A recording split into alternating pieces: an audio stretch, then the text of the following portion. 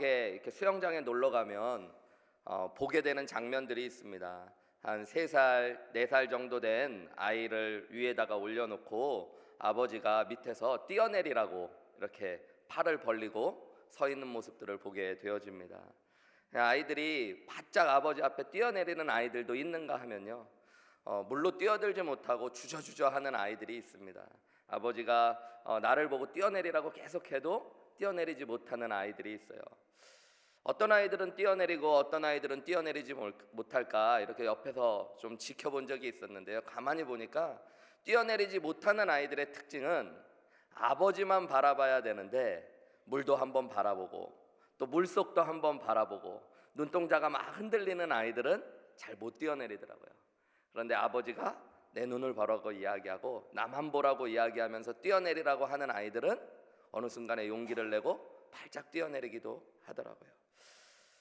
믿음 생활에서도 그런 것들이 적용되는 것 같습니다. 우리가 성경의 말씀에 보면 오늘 저녁부터 수양회 가운데 베드로를 부르시고 또 베드로의 인생 가운데 함께 하셨던 하나님의 은혜를 좀 말씀을 통해 나누려고 하는데요, 우리가 잘 아는 대로 베드로가 예수님의 말씀을 듣고 물 위를 걷다가 주님을 바라보고 걷다가 무엇을 보죠? 바람과 풍랑을 보고 두려워하여 물에 빠져갔다는 이야기들을 보게 되어집니다. 신앙 안에서 무엇을 보느냐가 참 중요합니다. 하나님께 나아가 하나님의 일을 끝까지 감당하기 위해서는 우리는 주님 바라보는 훈련들이 좀 필요합니다. 그리고 주님이 하실 일들을 바라보며 나아갈 필요들이 있습니다. 그것을 위해 우리는 날마다 기도하기도 하고요, 또 어제 금요일 같이 모여 또 하나님 앞에 특별하게 기도하는 줄 믿습니다. 오늘 이 시간 예배 가운데 하나님이 찾아오셔서 우리의 어두운 눈들을 뜨게 하셔서 주님을 바라보게 하시는 은혜가 있기를 주님의 이름으로 축복합니다. 주님이 하실 일들이 기대되어지는 귀한 은혜가 있기를 주님의 이름으로 축복합니다. 오늘 본문의 말씀에 보면 이제 모세가 다시 한번 주님 앞에 힘을 내서 사명을 감당하러 나아가게 되어지는 장면입니다. 하나님께서 모세를 회복시키고 다시 사명의 자리로 보내시면서 하셨던 말씀이 7장 1절에 보면 여호와께서 모세에게 이르시되 볼지어다 라는 말씀을 하십니다. 여기 볼지어다 라는 말은요, 구약에 여러 번 나오는 말입니다. 그 히브리어로 보면 레에라는 말인데요, 라라는 보다라는 동사의 명령형의 말입니다. 근데 하나님이 이 말을 쓰실 때는 항상 상황을 바꾸시고 하나님께서 직접 개입하셔서 일을 시작하실 때 쓰셨던 말입니다. 그래서 여러분이 구약 성경을 읽다가 볼지어다 라는 말이 나오면 그 말을 좀 이렇게 표시해 놓으시면 좋습니다. 보라라는 힘내라는 말과 이 볼지어다 라는 레라는 말을 통해서 하나님은 내가 이제 상황을 바꾸겠다, 그리고 이제 내가 일하겠다라고 말씀하시는 거예요. 오늘 본문에도 보면 하나님께서 모세에게 이제 너의 절망적인 상황을 바꾸고 이제 너의 낙심을 해결하고 다시 용기를 주어 일하게 하시겠다라고 말씀하시면서 이 볼지어다라는 말씀을 하십니다. 하나님은 항상 무언가 상황을 바꾸고 일을 바꾸실 때 우리의 눈을 열고 무엇을 바라봐야 되는지를 말씀해 주시는 거예요. 그래서 그냥 내가 이제 일할게, 상황을 바꿀게 이렇게 말씀하지 않으시고 볼지어다 라는 말씀을 던지십니다. 그러면서 오늘 본문 짧은 말씀이지만 모세에게 앞으로 하나님의 일을 다시 감당하여 서면서 끝까지 승리하기 위해서 바라봐야 될 것들이 있단다 라고 말씀하시고 그것을 던져주십니다. 오늘 본문의 말씀 출애굽기 7장 1절에서 7절까지의 말씀을 통해서 3가지로 하나님께서 모세에게 바라보라고 하신 것들이 무엇인가 좀 짧게 새벽이니까요 살펴보고 우리도 그것들 함께 바라보며 믿음의 길 가운데 끝까지 승리하는 은혜가 있기를 간절히 소망합니다. 첫 번째로는 하나님께서 모세에게 주신 영적인 권위와 권세를 바라보라고 말씀하십니다. 우리 1절 말씀 보면 볼지어다 바로 다음에 나오는 말이 내가 너를 바로에게 신같이 되게 하였은즉 이라고 이야기합니다. 여러분, 당시의 바로는 애굽이라는 제국, 모세가 살았던 당시에 세계에서 가장 큰 제국의 왕입니다. 그는 신이라고 불리웠던 사람입니다. 그런데 하나님께서 뭐라고 그러냐면 이미 내가 너를 바로에게 신 같은 자가 되게 하였다 그럽니다. 하였은즉 이라는 말은 하게 될 것이다가 아니라 이미 완료형으로 너에게 그렇게 하였다라는 말입니다. 모세는 자신의 나이를 보며 너무 늙어버린 것 같고 자신의 말이 이미 어둔해진 것 같고 이미 하나님 앞에 나아가 실패하는 자기를 보면서 자기의 모습이 얼마나 무능하고 연약하다라는 것들을 계속 생각하고 있었을 것입니다. 그런데 하나님께서는 모세에게 내가 너를 바로에게 신 같은 자가 되게 하였다라고 말씀하십니다. 여러분, 하나님께서 모세를 보내실 때 그 안에 영적인 권위와 권세를 이미 부여하신 것입니다. 오늘 우리도 마찬가지입니다. 하나님이 우리를 구원하시고 하나님이 우리에게 하나님의 일을 맡기실 때 하나님 우리를 결코 홀로 보내시지 않으십니다. 하나님께서 우리에게 권세를 주셔요. 여러분, 우리가 영접하는 자 곧 그 이름을 믿는 자가 예수님을 믿게 되고 하나님의 자녀 되는 것이잖아요. 근데 그 요한복음 1장 12절에 보면 하나님의 자녀가 된다라고 그냥 단순히 표현하지 않고 어떻게 표현되어 있죠? 영접하는 자 곧 그 이름을 믿는 자들에게는 하나님의 자녀가 되는 권세가 주어진다. 여러분, 하나님의 자녀가 되어진다는 건 하나님의 이름으로 무엇이든지 기도할 수 있는 권세가 우리 안에 주어지는 것입니다. 온 세상을 이기고 승리하신 예수님의 이름이 우리 안에 주어지는 것입니다. 예수님께서 십자가에 못 박혀 죽으시고 부활하신 후에도 무슨 말씀을 하셨냐면 하늘과 땅의 권세를 내가 다 받았으니 그러므로 너희는 가라고 말씀하셨습니다. 많은 신학자들이 이야기할 때 예수님께서 하신 말씀에 보면 우리에게 전도와 제자 삼는 사명을 맡기시면서 내가 하늘과 땅의 모든 권세를 가졌다고 말씀하실 때 단순히 예수님이 그 권세를 취하셨다라는 말씀뿐만 아니라 그 권세를 가지신 예수님이 우리와 함께 하시겠다고 말씀하셨잖아요. 그러면서 그 권세로 우리에게 역사하시겠다는 약속을 주셨다고 이야기합니다. 여러분, 우리가 하나님의 일을 감당할 때 바라봐야 될 것들이 있어요. 나를 보면 무능하고 연약하고 부족할지 모르지만 예수님이 내게 주신 권세가 있다는 것들을 믿고 나아가셔야 됩니다. 그러면 승리하게 되어집니다. 목회를 하면서 가끔 성도님들에게 이렇게 사역을 부탁드릴 때가 있잖아요. 이번에 교회에 이런 일이 필요한데 집사님이 해주시면 좋을 것 같습니다. 형제님이 자매님이 해주시면 좋을 것 같습니다. 그러면 어떤 분들은 그런 분들이 있습니다. 목사님, 그 일 저는 못합니다. 제가 하고는 싶은데 이런 게 부족합니다. 그런데 그거 김 집사는 잘합니다. 목사님, 그거 제가 아는데 무슨 자매는 너무너무 잘할 것 같습니다. 어떻게 자기는 못하는데 남은 잘하는 건 그렇게 잘하시는지 모르겠어요. 얼마 전에 저희 교회 플로리다에서 이사 온 자매님이 한 분 계신데요. 젊은 자매님인데 항상 긍정적이고 밝고 웃고 믿음 생활도 너무너무 열심히 하더라고요. 그래서 교회에서 사역을 하면서 어떤 일을 제가 조그만 일들을 처음에 맡기기 시작했는데 맡겼는데 주저하면서 저도 처음 교회 오고 얼마 안 됐고 몇 개월 안 됐고 또 어떤 사역을 맡겨본 적이 없기 때문에 이분이 어떻게 받아들일까 잘 몰라가지고 제가 한글학교 교사를 이렇게 부탁하면서 자매님, 혹시 이런 일이 교회에 필요한데 자매님이 잘 하실 수 있을 것 같은데 어떠실까요? 이렇게 제가 조심스럽게 질문했더니 아멘, 목사님 제가 하겠습니다 이렇게 이야기하는 거예요. 너무 반갑게. 그러면서 그냥 그치는 것이 아니라 목사님, 저는 부족한데요, 저는 할 수 없는데요, 주님이 목사님 통해 맡기신다면 능력도 주실 거죠? 이렇게 이야기하시는 거예요. 제가 얼마나 감사했는지 몰라요. 제가 그 말에 뭐라고 얘기했을까요? 저도 아멘 이렇게 이야기했죠. 그렇게 될 줄 믿습니다. 그러면서 정말로 열심히 하시더라고요.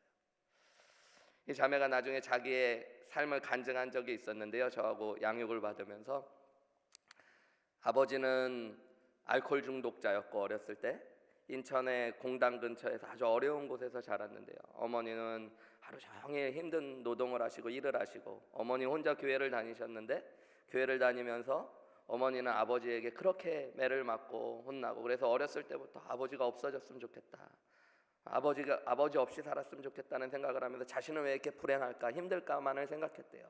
그런데 어머니가 열심히 기도하는 분이었고 어머니 손잡고 나가다가 예수님 만나고 예수님 믿게 되고 났더니 내 안에 예수님이 계시다는 은혜가 얼마나 큰지, 자기는 자신감도 없고 부족하고 가난한 집에서 태어나고 아무 자신감도 없었던 사람인데 예수님이 자기 안에서 살아서 역사하시기 시작하고 내가 술주정뱅이의 딸이 아니라 하나님의 자녀 되었다는 것들이 믿어지기 시작하니까 안 될 일도 없고 못할 일도 없다는 것들을 깨닫게 하셨다는 거예요.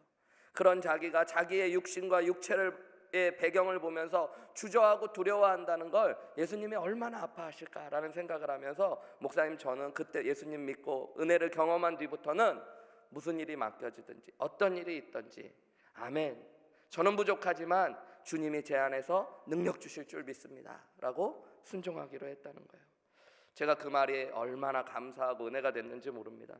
여러분, 우리가 잘 알듯이 고린도전서 1장 26절 이후의 말씀에 보면 사도 바울이 고린도 교회 믿음의 성도들을 향해서 형제들아 우리의 부르심을 보라라고 이야기합니다.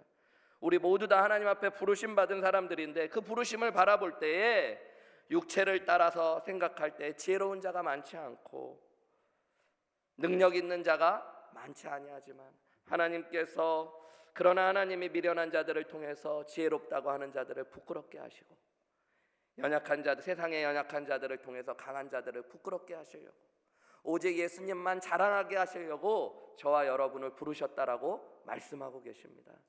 여러분, 그래서 하나님의 사역 사명을 감당할 때에 우리가 우리의 연약함과 육신의 모습을 바라보는 것이 아니라 우리 안에 거하고 계신 하늘과 땅의 모든 권세를 가지신 예수님을 바라보시고 그 예수님이 주시는 권세로 승리하고 끝까지 나아가시는 저와 여러분들이 되시기를 주님의 이름으로 축복합니다. 두 번째로는 오늘 하나님께서 모세에게 무엇을 바라보라고 말씀하시냐면 1절 후반부와 2절 말씀에 보면요, 내 형 아론은 내 대언자가 되리니 내가 내게 명령한 바를 너는 내 형 아론에게 말하고 그는 바로에게 말하여 그에게 이스라엘 자손을 그 땅에서 내보내게 할지니라. 하나님께서는 모세에게 주신 믿음의 귀한 동역자를 바라보라고 말씀하고 계십니다. 하나님께서 붙여주신 사람이 있어요.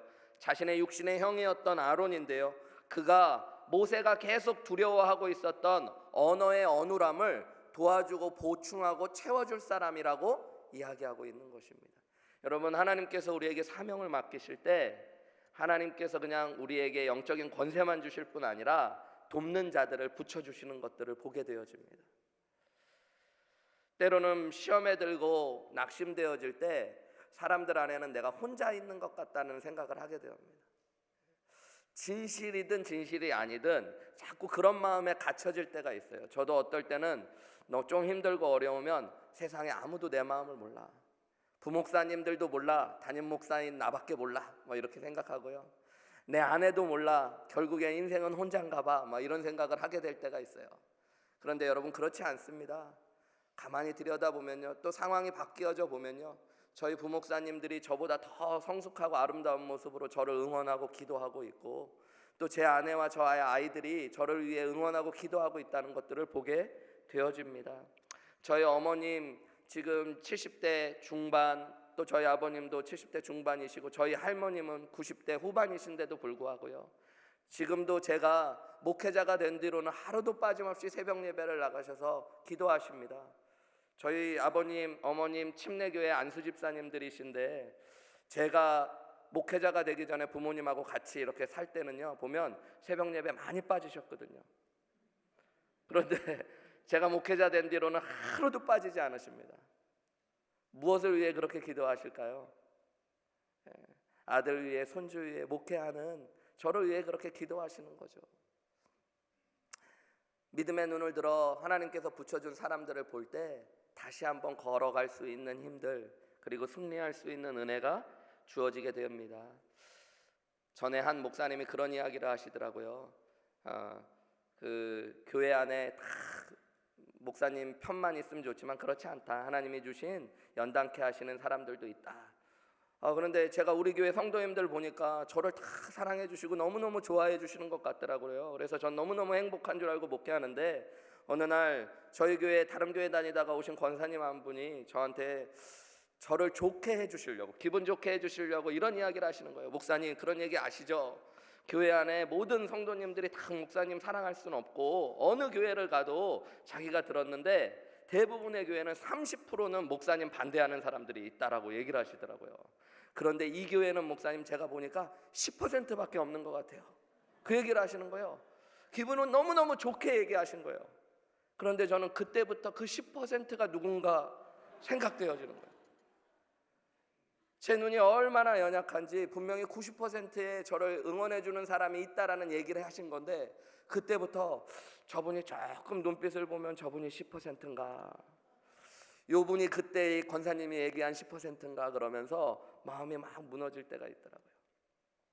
그런데 가만히 보면 10%가 있겠습니까? 더 많은 분들이 저를 더 사랑하고 섬기고, 또 10%만 저를 섬겨주시고 사랑하는 분이 있다고 하더라도 그분들이 하나님이 보내주시고 돕는 분들이라면 그분들을 바라보며 힘내며 걸어가는 것이 믿음의 길이고 목회의 길이겠죠. 사랑하는 여러분, 하나님께서 붙여주신 사람들을 바라볼 수 있는 은혜가 이 아침에 있기를 주님의 이름으로 축복합니다. 제가 올해 저희 교회 성도님들 3분 모시고 저희 교회에서 건축한 아프리카에 있는 교회들 헌당 예배 드리고 또 이제 돌아보고 그러는 일들이 있어서 아프리카 방문을 하게 됐습니다. 근데 교회에서 제 출장비는 다 나오는데 3분 같이 가신다는 분들이 비행기표랑 뭐 체류비랑 하니까 그 돈이 만만치 않은 것 같더라고요. 그리고 같이 회비를 내서 가자고 그래서 목사인 저만 안 낼 수는 없잖아요. 그래서 이제 어떻게 저도 이것들을 많이 돕고 또 회비를 내드리고, 그래서 성도님들이 기쁜 마음으로 가게 할까 하다가 기도하면서 하나님께서 너에게 저 귀한 걸 좀 내놓으라고 말씀하시는 것 같아서 제가 제일 좋아하는 게 뭘까 봤더니 제가 책을 좋아하거든요. 서재 책이 목양실에 많았는데 그 어떻게 처리하기도 어려운 책들도 많은데 이거를 우리 성도님들한테 도네이션 하면서 기부금을 받자.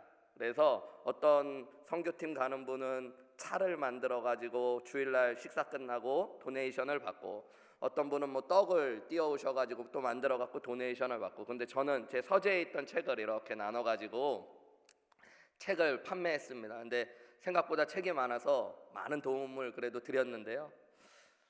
여러 저희 교회 성도님들이 저의 책을 샀을 거 아니에요. 조금씩 저렴한 가격으로. 근데 한 성도님이 목사님 이거 목사님 건데 책에 껴 있어서 드립니다. 그러면서 뭘 하나 주시는 거예요. 예, 봤더니 제가 옛날에 한국에 있을 때 읽었던 책인데 그 책에다가 우리 교회 그 여의도 교회에 있었을 때 집사님 한 분이 저한테 이렇게 엽서를 적으신 게 그 안에 껴져 있더라고요. 조그만 엽서라고 하기보다는 좀 얇은 종이로 메모 같은 편지가 적혀 있더라고요. 전사님, 그때 전도사님이었을 텐데 전사님 많이 힘드시죠? 제가 오늘 전도사님 우연히 교회에서 지나가시는 걸 봤는데 어깨가 조금 처져 계신 것 같더라고요. 그런데 전사님, 저희가 전사님 얼마나 사랑하고 좋아하는지 아시죠? 전사님 위해 날마다 기도하고 있어요. 힘내세요. 이렇게 적혀 있는 글이 있는 거예요. 그걸 보면서 아, 그렇구나. 내가 지나온 모든 목회의 과정들을 보면 내 능력으로 내 힘으로는 다 연약하고 부족했는데 하나님이 때마다 시마다 붙여주신 믿음의 동역자들이 있었구나. 우리가 잘 알듯이 지휘의 CEO였던 잭 웰치는 말더듬이었다고 합니다. 어려서 말을 많이 더듬고 그래서 친구들과 선생님에게도 놀림을 받았다고 합니다. 그런데 그 어머니가 그에게 하나님께서 붙여주신 축복의 사람이 되었다고 이야기해요. 어렸을 때 한 번도 어머니는 너는 왜 이렇게 말을 더듬느냐고 이야기하지 않고요. 네가 머리가 너무 똑똑해서 입이 너의 머리를 따라가지 못해서 가끔 네가 말을 더듬는 거라고 이야기해줬다고 그래요. 그리고 그 아들을 놓고 기도해줬다고 합니다. 여러분, 우리의 인생에 하나님께서 붙여놓으신 사람들이 있고요. 또 우리가 하나님께서 붙여주신 사람들이 되어야 될 줄 믿습니다. 나 때문에 누군가 실족하고 실망하는 것이 아니라 오늘 아론처럼 육신의 형이지만 동생 모세를 위해 대언자가 되어주고 그를 섬겨주었던 것처럼 하나님의 사람들이 되어서 서로를 세워가며 하나님의 사명을 끝까지 완수하는 귀한 은혜가 저와 여러분 가운데 있으시기를 주님의 이름으로 축복합니다. 마지막으로 하나님께서 모세에게 하나님의 새로운 사명을 감당하며 나아갈 때 바라보라고 하신 것이 있습니다. 우리 3절 말씀부터 6절까지 말씀해 보면요, 제가 좀 빠르게 읽겠습니다. 내가 바로의 마음을 완악하게 하고 내 표징과 내 이적을 애굽 땅에서 많이 행할 것이나 바로가 너희의 말을 듣지 아니할 터인즉 내가 내 손을 애굽에 뻗쳐 여러 큰 심판을 내리고 내 군대 내 백성 이스라엘 자손을 그 땅에서 인도하여 낼지라. 내가 내 손을 애굽 위에 펴서 이스라엘 자손을 그 땅에서 인도하여 낼 때에야 애굽 사람이 나를 여호와인 줄 알리라 하시매 모세와 아론이 여호와께서 자기들에게 명령하신 대로 행하였더라. 오늘 무슨 말씀을 기록하고 있냐면 하나님께서는 이제 너가 바로 앞에 설 때 바로는 네 말을 듣지 않은 일도 있을 거야. 바로의 마음이 더 완악해지기도 할 거야. 그러나 내가 내 손을 펼 것이고 결국에 이스라엘 백성들을 구원해낼 거야 라고 말씀하십니다. 하나님이 바라보라고 말씀하신 것은 일의 결국에 최후는 승리할 것이라는 것들을 바라보라고 말씀하시는 것입니다. 모세의 앞에 사역 가운데 분명히 어려움도 있을 것이지만 바로가 바로 또 마음을 바꾸지는 않을 것이지만 결국에는 내가 일할 것이다. 그리고 결국에는 승리할 것이다 라고 말씀하시는 것입니다. 여러분, 하나님의 사명을 감당하고 믿음의 길을 걸어갈 때 우리가 승리하기 위해 끝까지 바라봐야 되는 것이 있는데 그것은 하나님이 우리에게 이미 주신 최후의 승리가 있다라는 것입니다. 여러분, 예수 믿는 자들은 결국에 승리할 자들이라는 걸 믿으십니까? 이 땅에 아무리 많은 것들을 가지고 많은 것들을 누린 것 같아도 예수님 없이 죽는 사람은 불쌍한 사람입니다. 여러분, 아무것도 없는 것 같고 세상에 알아주지 못하는 사람일지 몰라도 예수 믿고 이 땅을 살아간 사람은 결국 마지막에 가장 행복하고 승리한 사람입니다. 하나님이 하시는 일은 항상 최후의 결론이 좋습니다. 여러분, 하나님께서 이 땅에서를 넘어 영원한 나라에서 우리를 축복하시고 승리하게 하실 분이십니다. 월드컵 경기가 2002년도에 있었죠. 저도 그때 막 결혼을 앞두고 있는 시기였는데요. 저희 아내가 그때 교통사고를 당해갖고 교제하고 있을 때인데 제 차를 타고 가다가 교통사고를 당했습니다. 그래서 저는 괜찮은데 저희 아내는 병원에 입원해 있게 됐는데요. 그 병원에서 둘이 같이 2002 월드컵 경기를 시청했던 기억이 있습니다. 특별히 여러분도 기억하실지 모르겠지만 16강전이 되었던 이탈리아전이 되게 명승부로 기억되잖아요. 저희가 1대0으로 지고 있다가 마지막 후반 거의 끝날 시간에 동점골을 넣고 연장전이 되어가지고 극적인 또 헤딩골을 넣어가지고 이겼던 경기가 있습니다. 제가 그때 얼마나 땀에 손을 쥐고 경기를 봤는지 모릅니다. 마지막 90분이 끝날 때까지 다 지면 어떡하나 막 그런 생각들이 들고요. 그때도 제가 전도사 때인데 그냥 우리나라가 지는 것도 있지만 우리 교회 청년들 실망하면 어떡하나 막 이런 생각하면서 마음을 졸였던 생각이 있는데요. 극적으로 동점이 되고 극적으로 또 승리해가지고 기뻤던 적이 있습니다. 근데 그 경기가 요즘엔 안 그런데 한국에 있을 때 예전에 보면 재방송을 그 스포츠 채널에서 엄청 많이 해줬습니다.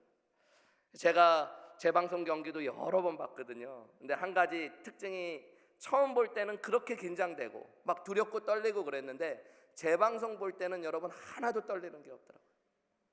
왜냐하면 뭐를 아니까요? 결론을 아니까요. 아무리 이탈리아 선수들이 막 우리 선수들 막 쳐가지고 우리 선수들 막 머리가 찢어지고 그래도 괜찮습니다. 결국엔 우리가 이길 걸 저는 다 알고 있었습니다. 어떨 때는 음식을 먹으면서 그냥 여유롭게 보기도 하고요. 여러분, 믿음의 길도 마찬가지입니다. 사명 감당하고 믿음의 길을 걸어갈 때 때로는 힘들고 어렵고 낙심될 때 있지만 여러분, 주님이 최후의 승리를 우리에게 약속하셨습니다. 한 시골교회 목사님이 이제 PhD 박사학위를 받으시고 시골교회로 부임하게 되셨는데 이분이 신약을 전공하고 그 중에서도 제일 어려울 것 같은 요한계시록으로 박사를 받으신 거예요. 자기에겐 자부심이 너무 많고 너무 좋았는데 어느 날 이렇게 교회를 출근해서 들어가는데 왔더니 한국 교회 예전에는 사찰 집사님들이 계셨잖아요. 교회 안에 거주하시면서 교회도 관리하시고. 근데 그 시골 교회고 사찰 집사님이어서 그렇게 배움이 많은 분은 아니었는데 그분이 성경책을 이렇게 읽고 계시더래요. 목사님이 무엇을 읽는가 궁금해갖고 이렇게 가서 봤더니 요한계시록을 막 읽고 계시더래요. 이 목사님이 왠지 자기의 이렇게 자신감도 생기고 또 교만한 마음이 살짝 드시면서 이렇게 질문하셨대요. 이해는 좀 되십니까? 요한계시록 말씀이 어려운데 뭐 이해는 되냐 뭐 이런 토로 이해가 좀 되십니까? 아니면 좀 알려드릴까요? 이런 마음으로 이해는 좀 되십니까? 이렇게 질문했더니 이 집사님이 한 말씀을 하시더래요. 근데 그 말씀이 이 목사님이 6년 동안 공부하고 학위 받았던 요한계시록에 대한 너무너무 중요한 진리를 한마디로 너무 쉽게 얘기하셔서 그때부터 자기가 겸손해졌다라는 이야기를 하시더라고요. 그 말이 무엇이었냐면요, 이 사찰 집사님이 결국엔 하나님이 승리하게 하신다는 말 아닌가요? 라는 말이에요. 여러분, 요한계시록의 결론이 무엇입니까? 결국에 주님이 우리를 승리하게 하신다는 것입니다. 결국에 교회가 이긴다는 이야기입니다.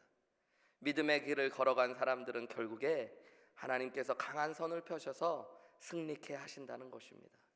믿음의 길이 때로는 어렵고 힘들고 주님의 사역 감당하며 사람들도 몰라주고 내 몸은 지치고 힘들어 낙심될 때 있지만 주님, 오늘 주님이 바라보라고 하시는 것처럼 우리 사랑하는 성도님들 최후의 승리를 믿으시며 주님 앞에 충성하시고 주님 앞에 서는 날 주님이 우리를 잘하였다다 착하고 충성된 종이라 라고 칭찬하시는 귀한 은혜를 경험하시기를 주님의 이름으로 축복합니다.